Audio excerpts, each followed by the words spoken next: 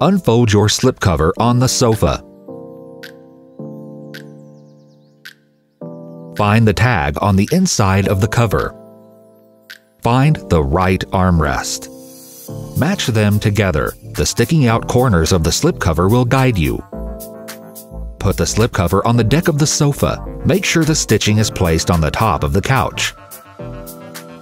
Stretch the cover all the way to the left armrest. Fix it up as well. Adjust the slipcover and hide all the visible parts of the couch. Tuck the excess fabric into the grooves between the armrest and seat. Using folding cardboards, tuck the cardboards as deep as possible to prevent them from popping out. This will help to keep the final look in place. Do the same thing with the other armrest and along the whole couch. Now you will need the elastic strap with buckle. Clip it on at the bottom of the slipcover, stretch it underneath the sofa, and clip it on the slipcover at the back side. You can use elastic straps as needed for any other parts of the couch, in case the fabric doesn't cover the couch parts completely. The piece is ready.